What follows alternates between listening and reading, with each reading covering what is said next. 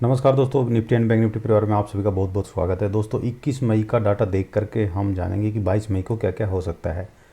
और निफ्टी का यहाँ पे हम चार्ट भी देखेंगे कि चार्ट क्या बता रहा है। दोस्तों वहाँ पे टेक्निकल एनालिसिस भी करेंगे। तो आज का थोड़ा सा एक मतलब रिव्यू कर लेते हैं कि आज का डाटा कैसा रहा था।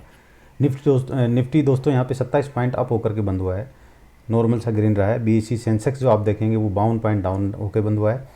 और निफ्टी बैंक आज गिरा है काफ़ी, जो कि 150 पॉइंट कंपेयर टू निफ्टी ज़्यादा गिरा है, तो 150 पॉइंट डाउन होकर के बंद हुआ है। बीएसई मिड कैप आप देखेंगे ग्रीन में है, निफ्टी ऑटो भी नॉर्मल सा ग्रीन में है। तो बीएसई मिड कैप 144 पॉइंट हालांकि अप था और स्मॉल कैप में डाउन आया, आईटी भी डाउन आया दोस्तों। तो ये आज का परफॉर्मेंस था इंडेक्स का।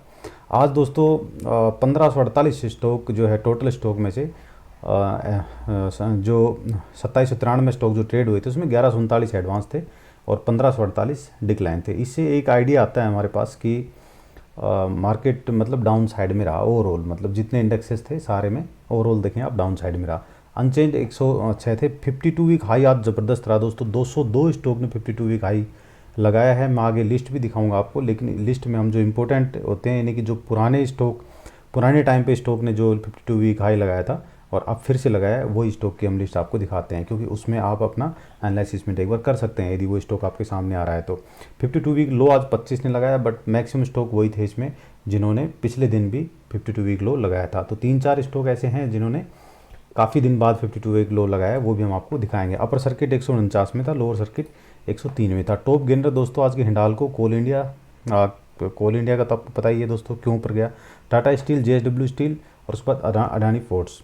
तो ये देखो, ये जो सरकारी पीएसयू कंपनी जो भी हैं उनमें आपको पता है कि जो अपने प्रधानमंत्री हैं मोदी जी, उन्होंने भी बोला है कि भाई 6 तारीख के बाद से 4 तारीख के बाद से सारी पीएसयू कंपनीज अच्छा परफॉर्म करेंगी। तो पिछले टाइम पे भी किया था, पिछले टाइम पे मतलब अभी पिछले 1 साल में देखेंगे तो अच्छा परफॉर्मेंस दिया है।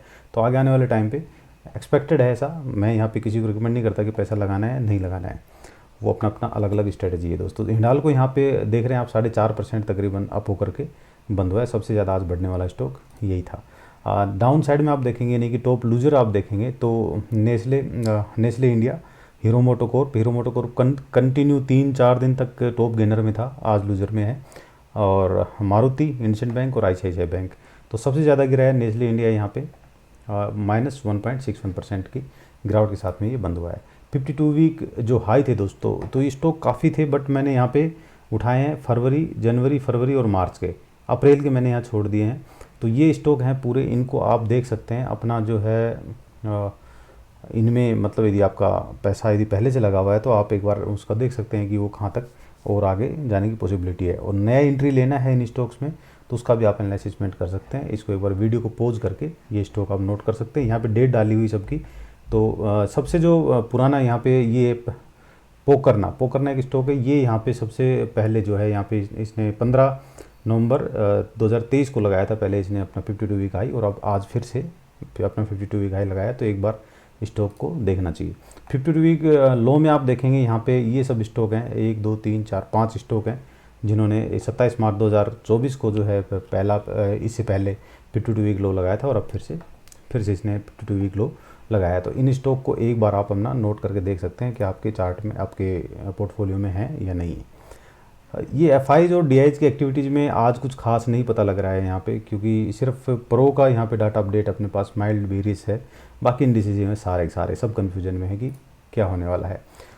उसका एक और भी रीज़न है। देखिए आप 18 मई को आप देखेंगे यहाँ पे, 17 मई को जो कि ये कैश की पोजीशन है, तो एफआईज जो हैं उन्होंने बाइंग किया था, बट आज 92 करोड़ रुपए का सेल किया, मतलब ट्रेड ही नहीं किया। ऐसा लग रहा है जैसे छुट्टी पे चले गए हैं।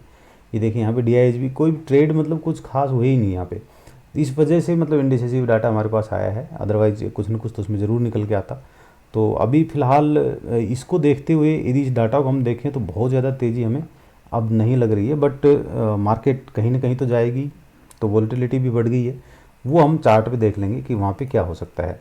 तो अभी हम चार्ट के ऊपर चलते हैं। देखिए यहाँ पे कई सारी चीज़ें आपकी क्लियर हो जाएंगी दोस्तों। ये मैंने बताया था यहाँ पे कि ये सपोर्ट लेगा यहाँ पे, है ना। तो देखिए 18 को मार्केट खुला था, हालांकि उस दिन शायद 2 ही घंटे बस सिर्फ ट्रेड हुआ था दिन में।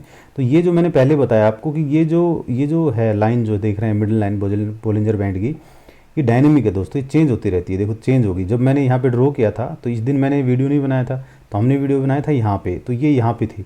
अब ये चेंज हो गई, यहाँ आ गई है, देखो ये यहाँ पे आ गई है। तो ये इस तरह से ऊपर ही बढ़ रही है। पिछले दिनों से आप देख रहे हैं यहाँ से ऊपर ऊपर जा रही है, क्योंकि निफ्टी ऊपर जा रही है तो ओबियसली बात है ये भी ऊपर की ओर जाएगी।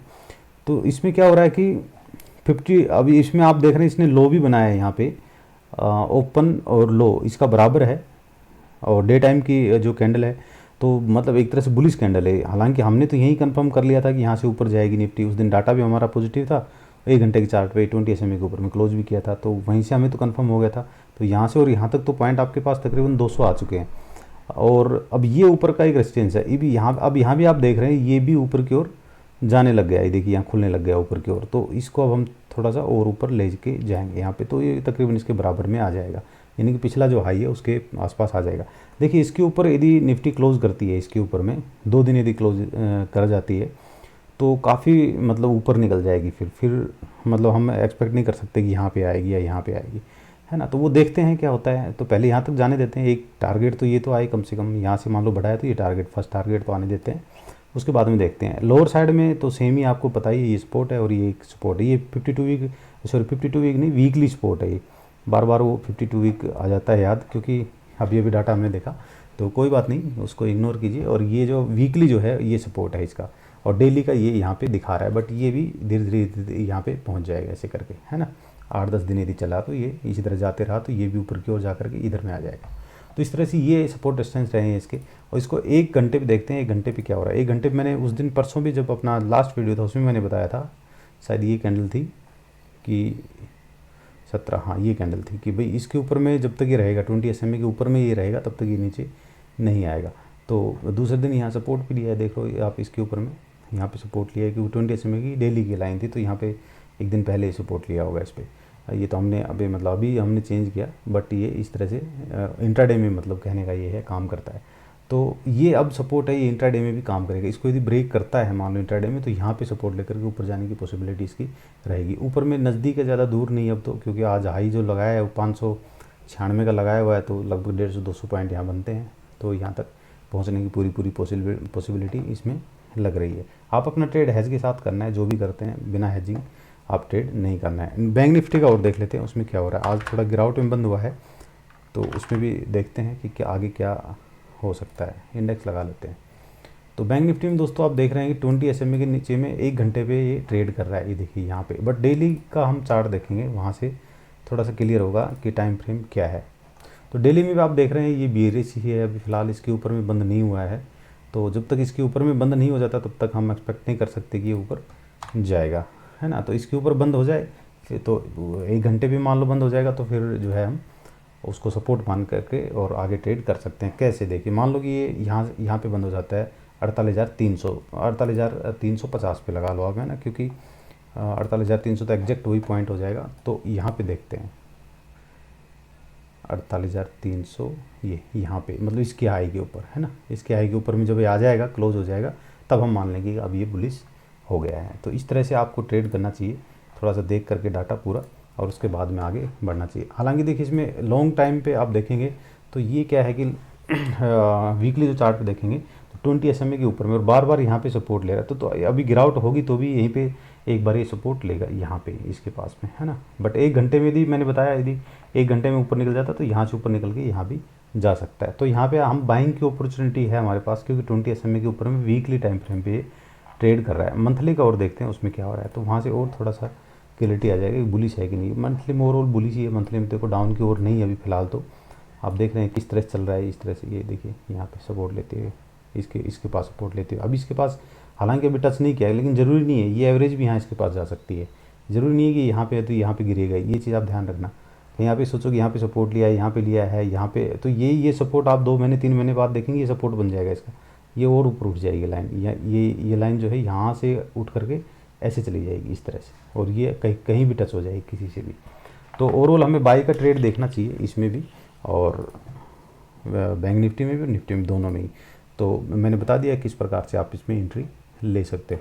तो आज के लिए इतना ही दोस्तों, चैनल को शेयर सब्सक्राइब लाइक ज़रूर कर दें। Thank you.